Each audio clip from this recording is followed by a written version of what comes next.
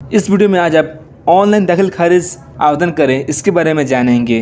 आप घर बैठे बिल्कुल फ्री में खुद से अपने ज़मीन का दाखिल खारिज ऑनलाइन कर सकते हैं। तो डॉक्यूमेंट्स क्या क्या लगेंगे, क्या क्या पूरी प्रोसेस फॉलो करने पड़ेंगे, सब कुछ आप इस वीडियो में देखेंगे। बस आप वीडियो को पूरा अंत तक देखिए। तो कैसे हैं आप लोग? मेरा नाम है मुस्तफ़ा, आप देख रहे हैं कागज पत्र ऑनलाइन हिंदी में। तो चलिए शुरू करते हैं। सबसे पहले डिस्क्रिप्शन बॉक्स में लिंक दिया गया है, उस लिंक को क्लिक करके इस वेबसाइट पर आ जाना है। उसके बाद में यहाँ पर जो सबसे पहला ऑप्शन दिख रहा है ऑनलाइन दाखिल खारिज आवेदन करें, इसी लिंक पर क्लिक करना है। तो कुछ इस तरह से पेज खुलता है।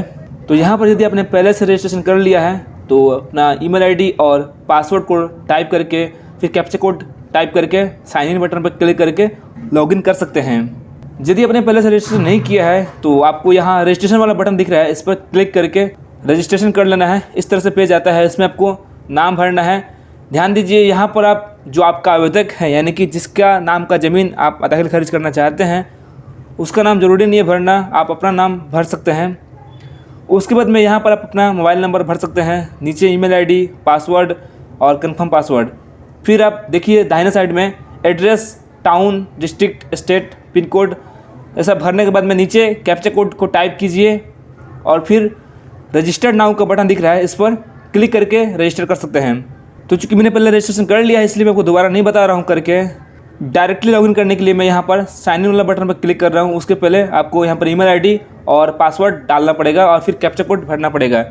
बड़ा लेटर को बड़ा लेटर में और छोटा लेटर को छोटा लेटर में आपको सेम टू सेम इसी तरह भरना है और फिर साइन इन बटन पर क्लिक कीजिए। तो साइन इन करने के बाद में कुछ इस तरह से ऑप्शन देखने को मिलता है हमारे पास में। तो अब आपको करना ये है कि सबसे पहले आप यहाँ जिला का सिलेक्ट कीजिए, उसके बाद में अंचल का नाम सेलेक्ट कीजिए और यहाँ पर दो ऑप्शन देखने को मिलता है। पहला है दाखिल खारिज नया आवेदन करें या ड्राफ्ट देखें और दूसरा है भूमि स्वामित्व प्रमाण पत्र यानी एलपीसी के लिए आवेदन करें। तो चूँकि मैंने एलपीसी कैसे आवेदन करते हैं उसका क्या प्रोसेस है इसके बारे में पहले एक वीडियो बनाकर अपलोड कर दिया है यूट्यूब पर। यदि आप भी अपनी ज़मीन का एलपीसी के लिए आवेदन करना चाहते हैं तो आप उस वीडियो को देख सकते हैं, डिस्क्रिप्शन बॉक्स में उसका मैं लिंक दे दूँगा। फिलहाल अभी दाखिल खारिज करने के लिए यहाँ नया दाखिल खारिज आवेदन करें पर जो बटन दिख रहा है इस पर क्लिक कीजिए। जी, तो अब आपके सामने इस तरह से इंटरफेस दिख रहा होगा। तो यहाँ पर 1, 2, 3, 4, 5 और 6 मतलब इसमें 6 सेक्शंस बने हुए हैं। आपको 6 सेक्शंस में अपना इन्फॉर्मेशन दर्ज करना है। सबसे पहला आता है एप्लीकेंट डिटेल्स। एप्लीकेंट यह वह हुआ जो आवेदन कर रहा है। ध्यान दीजिए इस फॉर्म को भरने से पहले आप दस्तावेज को निकाल लीजिए। तो देखिए ये है ज़मीन का दस्तावेज, इसको हम रजिस्ट्री भी बोलते हैं, इंग्लिश में डीड भी बोलते हैं। तो जिस रैयत ने भी ज़मीन खरीदा है उसके पास में इस तरह का रजिस्ट्री होगा, दस्तावेज होगा। तो वो दस्तावेज आप निकाल कर पहले रख लीजिए। तो इस दस्तावेज में आप देख सकते हैं यहाँ पर लिखा हुआ है नाम मुकीर। मुकीर उसको बोलते हैं जो ज़मीन बेच रहा है और नीचे लिखा हुआ है नाम मुकीर अलह। तो अलह उसको बोलते हैं जो ज़मीन खरीद रहा है। यानी कि इंग्लिश में बेचने वालों को हम सेलर बोलते हैं और ख़रीदने वालों को बायर बोलते हैं। हिंदी में हम बेचने वालों को विक्रेता भी बोलते हैं और ख़रीदने वालों को क्रेता भी बोलते हैं। तो आपके दस्तावेज में या तो नाम मुकीर दिया होगा बेचने वाले का नाम और ख़रीदने वाले का नाम मुकीर अलह दिया होगा, या फिर इसके अलावा विक्रेता और क्रेता दिया होगा या फिर बायर या फिर सेलर दिया होगा। तो ये तीनों में से कोई एक नाम लिखा होगा। और इस दस्तावेज में यहाँ पर देख सकते हैं सीरियल नंबर लिखा हुआ है 5708 और यहाँ पर दस्तावेज संख्या मिल जाता है आपका 5617। ठीक है, तो दो चीज़ें इंपॉर्टेंट है।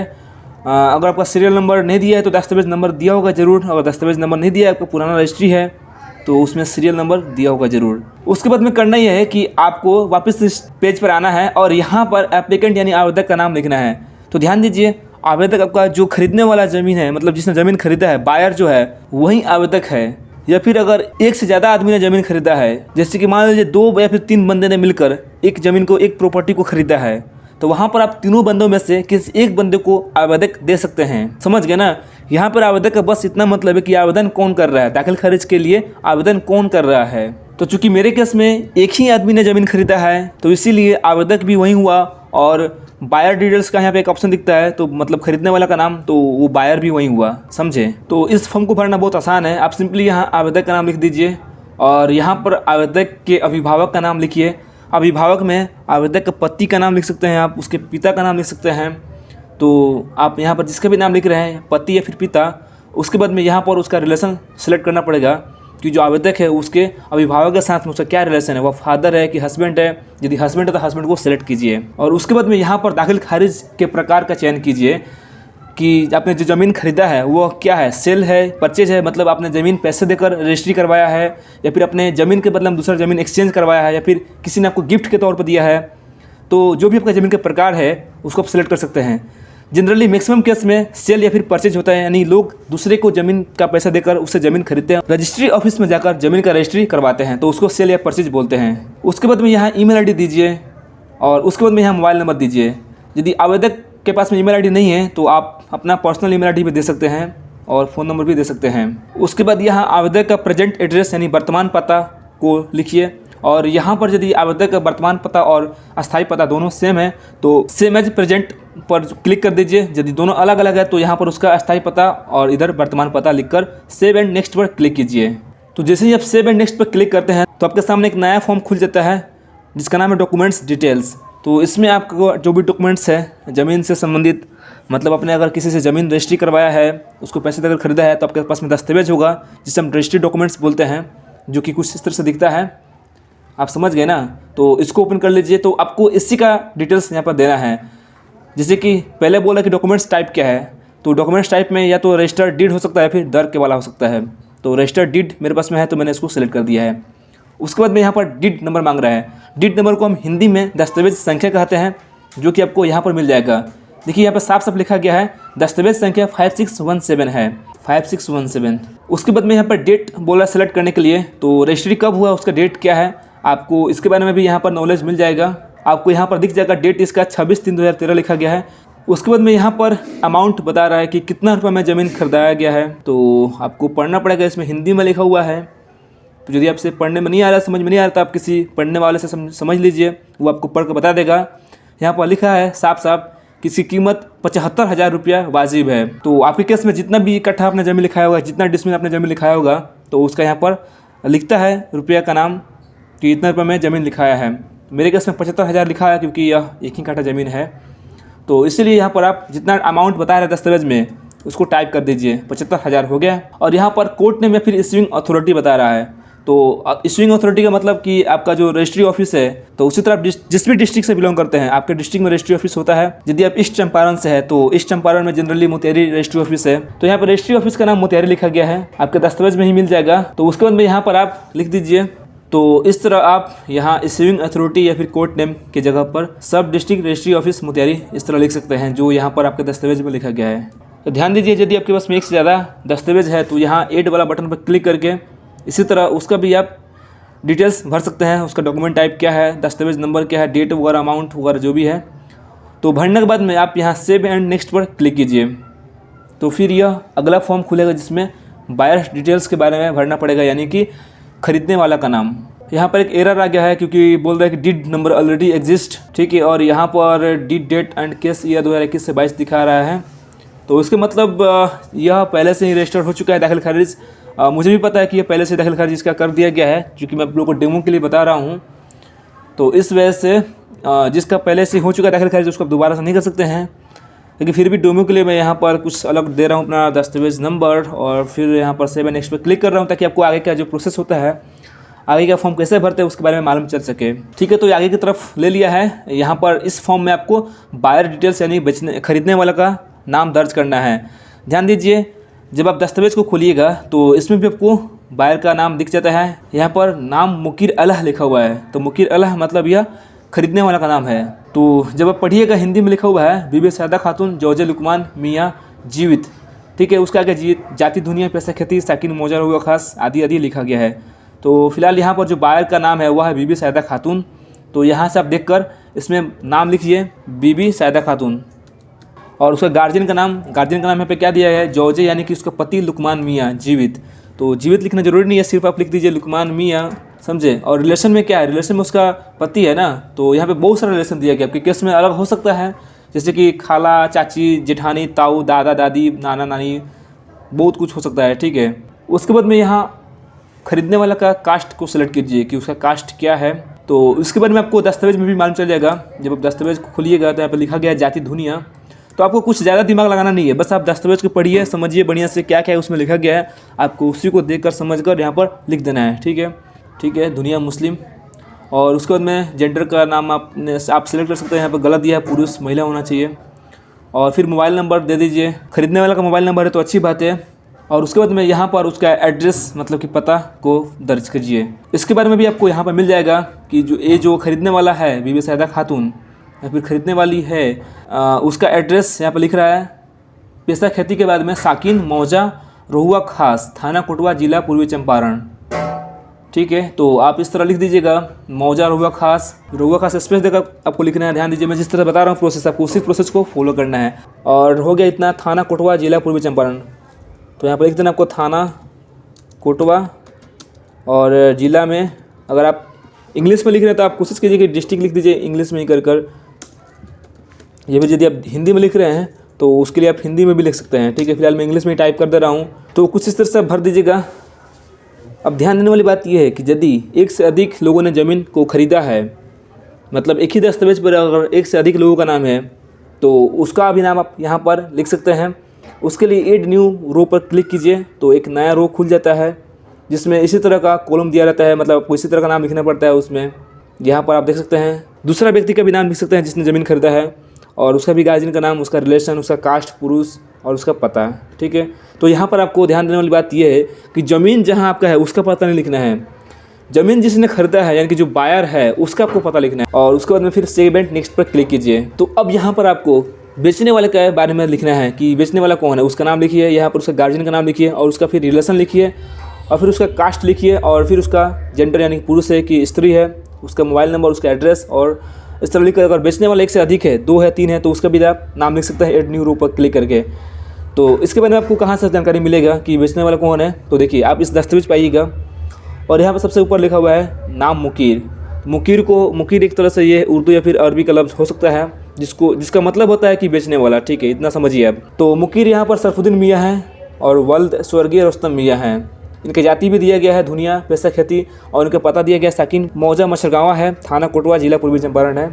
तो यहाँ सब देखकर लिख सकते हैं, इसमें इसको दोबारा बताने की जरूरत नहीं है मुझे। ठीक है, तो मैंने इस तरह से डेमो के लिए लिख दिया है और उसके बाद में सेव एंड नेक्स्ट पर क्लिक कीजिए। तो अब आपके सामने एक नया फॉर्म खुलता है जिसमें आपको प्लॉट डिटेल्स यानी कि आपको जो ज़मीन है उसके बारे में जानकारी देना रहता है। तो यहाँ पर पहले से इतना इन्फॉर्मेशन दर्ज किया गया है, आपका डिस्ट्रिक्ट, सब डिवीज़न हो गया, सर्किल हो गया। आपको यहाँ पर हल्के का नाम सेलेक्ट करना है। ध्यान दीजिए आपका जो ज़मीन जहाँ पर पड़ता है, मतलब जिस भी एरिया में आपका ज़मीन है, जिस भी हल्के में ज़मीन पड़ता है उसका नाम सेलेक्ट करना है, ना कि जिसने ज़मीन खरीदा है उसका हल्का का नाम सेलेक्ट करना है। तो ज़मीन आपका जहाँ है उसका हल्का का नाम यानी पंचायत का नाम सेलेक्ट कीजिए कि ज़मीन किस पंचायत में यानी किस गाँव में पड़ता है। मौजा एक पंचायत के अंदर में बहुत सारे मौजा रहता है, तो आप पहले पंचायत का नाम यानी कि हल्का का नाम सेलेक्ट कीजिए और फिर उसका मौजा का नाम सेलेक्ट कीजिए। ठीक है, तो यहाँ पर मैंने सेलेक्ट कर दिया है। आपका जो ज़मीन है उसका खाता नंबर क्या है, उसका खेसरा नंबर यानी कि प्लॉट नंबर क्या है, उसका एरिया कितना है यानी कि वो कितना कट्ठा या फिर कितना डिसमिल में है ज़मीन, और उसका चौहद्दी क्या है। तो यह सब आपको इन्फॉर्मेशन कहाँ से मिलेगा, तो उसका भी आंसर है दस्तावेज खोलिए आप। दस्तावेज खोलने के बाद में जब नीचे की तरफ जाइएगा तो आपको यहाँ पर दिया जाता है ज़मीन के बारे में। यहाँ देख सकते हैं आप, यहाँ पर खाता नंबर लिखा गया है, देख सकते हैं यहाँ पर खाता नंबर 289 है। यदि आपको हिंदी नंबर नहीं पढ़ने आता है तो आप गूगल पर सर्च कर लीजिएगा हिंदी नंबर, वहाँ पर उसका जो इंग्लिश में फ़ॉन्ट आता है, हिंदी का इंग्लिश में नंबर दिख रहा है वो मिल जाएगा। तो यहाँ पर हिंदी में भी लिखा हुआ है 289। यहाँ पर आप खाता नंबर 289 लिख दीजिए। उसके बाद में खेसरा नंबर यानी प्लॉट नंबर कितना है, तो प्लॉट नंबर यहाँ से आपको मिल जाएगा जो कि 2200 लिखा गया है, तो 2200 आप ऐसा लिख सकते हैं यहाँ पर। तो अब इसमें और इसमें आपको लिखना है कि आपका ज़मीन कितना बड़ा है, उसका क्षेत्रफल कितना है। तो यहाँ पर 5 डिसमिल 81 पॉइंट दिया गया है, यानी कि 0 एकड़ ज़मीन है और 5.81 डिसमिल आपका ज़मीन हो गया। ठीक है, तो मैंने 5.81 डिसमिल यहाँ पर दे दिया है। यह ज़मीन के क्षेत्रफल को बताता है कि आपका ज़मीन कितना बड़ा है, समझ गए ना। उसके बाद में यहाँ पर सबसे ज़रूरी बात कि चौहद्दी के बारे में बताया जा रहा है कि आपका नॉर्थ में कौन है, साउथ में कौन है और चौहद्दी में पूरब में कौन है, फिर पश्चिम में कौन है। तो इसको आप सही से भरिएगा क्योंकि ये बहुत ज़रूरी होता है। चौहद्दी से ही मालूम चलता है कि आपको जो ज़मीन है वह कहाँ पर स्थित है, उसका स्थिति क्या है, कैसे आप उसको ढूंढ पाइएगा बिना चौहद्दी का। तो जब आप मैप्स में अपना ज़मीन देखिएगा तो मैप्स में आपको चौहद्दी से ही मालूम चलेगा कि आपका ज़मीन कहाँ पर है, समझ गए ना। तो चौहद्दी भी आपको दस्तावेज में मिल जाता है। यहाँ देखिए यह दस्तावेज है, इसमें चौहद्दी के बारे में दिया गया है। पर लिखा गया साफ साफ, उत्तर में जवाद मियाँ हिस्सा, दक्षिण में रास्ता और पूरब में निज मोकीर और पश्चिम में त्रिलोकी सिंह। तो ये हिंदी में लिखा है, तो आप भी यहाँ पर हिंदी में लिख दीजिएगा। हिंदी में लिखने के लिए कैसे कीजिएगा आप, या तो आप मोबाइल फ़ोन से हिंदी में टाइप करके पेस्ट कर सकते हैं, या फिर अगर आपको हिंदी में लिखना नहीं आता है तो आप सिंपली गूगल में जाकर सर्च कीजिए इंग्लिश टू हिंदी टाइपिंग। ठीक है, ऐसे पहला ऑप्शन दिख रहा है easyhindityping.com, आपको इसी पर क्लिक कर देना है और फिर आपको यहाँ पर अपने फ़ोन से इंग्लिश में लिखना है। ठीक है, इंग्लिश में कैसे लिखना है, तो जैसे कि मान लीजिए जवाद मियाँ है, एक रैयत का नाम है, इस तरह आपको हिंदी में लिखना है, इंग्लिश में लिखना है, तो कुछ इस तरह से इसका नाम हिंदी में कन्वर्ट हो जाता है जब आप स्पेस बार दबाइएगा तब। ठीक है, और यहाँ से आप टाइप कर लीजिए हिंदी में और फिर यहाँ पर पेस्ट कर दीजिए। ठीक है, उसी तरह आपको मान लीजिए दक्षिण में कौन है, दक्षिण में रास्ता है, तो आप यहाँ पर इस वेबसाइट पर आइए और फिर रास्ता को ऐसे इंग्लिश में लिखिए और फिर स्पेस बार दबाइए, तो ऑटोमेटिक यह हिंदी में कन्वर्ट हो जाता है। फिर यहाँ से कॉपी कीजिए और फिर यहाँ पर पेस्ट कर दीजिए। ठीक है, और उसी तरह फिर पूरब में कौन है, तो पूरब में हमें बता रहा है कि निज मुकीर है, यानी कि खुद का उसका ज़मीन है पूरब में भाई। तो उसी तरह आप इस पेज पर आइए और यहाँ पर निज और यहाँ पर मुकीर ऐसे लिख दीजिए, समझे। तो आप इस तरह करके कर सकते हैं, अपने चौहदी भर सकते हैं। और उसी तरह चौहदी पश्चिम में क्या है, पश्चिम में आपका यहाँ पर आप देख सकते हैं दस्तावेज में पश्चिम में तो लोकेशन है पश्चिम में, तो पश्चिम में तो लोकेशन का नाम यहाँ पर लिख सकते हैं ऐसे। ठीक है, और लिखने के बाद में यहाँ पर फिर उसको पेस्ट कर दीजिए। तो यदि आपने एक से अधिक नंबर का ज़मीन खरीदा है, एक से अधिक खाता नंबर है, फिर प्लॉट नंबर है, तो उसको भी यहाँ पर ऐड न्यू रो पर क्लिक कर सकते हैं। और यदि खाता नंबर सेम है तो आप खाता नंबर सेम रहने दीजिए और सिर्फ प्लॉट नंबर चेंज कर दीजिए और उसका जो एरिया है क्षेत्रफल उसको चेंज कर दीजिए और उसका चौहदी आपका अलग ही होगा। ठीक है, तो समझाने की बात नहीं है, आप समझ सकते हैं खुद से। इतना भरने के बाद में सेव एंड नेक्स्ट पर क्लिक कीजिए, कैप्चा कोड को दर्ज कीजिए और आपको जो दस्तावेज़ है, आपने जो भी दस्तावेज़ सेलेक्ट किया है फॉर्म भरते समय, उसको चूज फाइल पर क्लिक करके उस दस्तावेज़ को अपलोड कीजिए। ध्यान देने वाली बात यह है कि यहाँ पर साफ साफ लिखा गया है कि जो आपका डॉक्यूमेंट्स है उसका फाइल साइज़ 2 MB से कम होना चाहिए, यानी कि अधिक नहीं होना चाहिए और वह PDF में होना चाहिए। तो यदि आपके पास में एक से अधिक दस्तावेज़ है तो आप सारे के सारे को क्या कीजिए, स्कैन कर दीजिए और PDF में मर्ज कर दीजिए। यदि आपको पता नहीं कि PDF में कैसे मर्ज करते हैं तो उसके लिए मैं एक अलग वीडियो दे दूँगा बनाकर, या फिर मैं आपको डिस्क्रिप्शन बॉक्स में उस वीडियो का लिंक दे दूँगा, आप उस वीडियो को देखकर अपना काम कर सकते हैं। उसके बाद में अपलोड डॉक्यूमेंट पर क्लिक कीजिएगा, तो वो डॉक्यूमेंट जो है अपलोड होगा। तो जैसे आपका डॉक्यूमेंट्स अपलोड हो जाता है, यहाँ पर एक बटन दिखता है व्यू पर, आप व्यू पर क्लिक करके अपना डॉक्यूमेंट्स देख सकते हैं, समझे। और उसके बाद में यहाँ पर आपको दोबारा से कैप्चा कोड भरना है, तो यहाँ पर कैप्चा कोड भरिए और फिर यहाँ पर एक ऑप्शन दिख रहा है घोषणा पत्र, मेरे द्वारा दी गई जानकारी सत्य है और मैं किसी भी गलत जानकारी के लिए एकमात्र जिम्मेदार होऊंगा। आपको उसको एक्सेप्ट करना है और यहाँ पर क्लिक कर देना है। ठीक है, सही का क्लिक हो जाएगा, मतलब एक तरह से टर्म एंड कंडीशन है, आप उसको फॉलो कर रहे हैं। उसको मैं प्रीव्यू एंड सबमिट पर क्लिक कर सकता हूँ। मैं नहीं कर रहा हूँ क्योंकि मेरा पहले से बना हुआ है, मैं जब दोबारा दूंगा एप्लीकेशन तो फिर मेरा रिजेक्ट हो सकता है, इसलिए आप देखकर समझ सकते हैं, आप अपना कर सकते हैं। एकदम आसान प्रोसेस है, मैंने जिस तरह बताया आपको इसी तरह प्रोसेस फॉलो कीजिए, आपका दाखिल खारिज जरूर हो सकेगा। एक बात मैं बताना भूल गया था आप लोगों को, अभी बता देता हूँ। जैसे ही आप आवेदन अपना सक्सेसफुली सबमिट करते हैं तो आपको एक रिसिप्ट दिया जाता है, यह दाखिल खारिज का रिसिप्ट होता है जिसमें आपको केस नंबर दिया जाता है।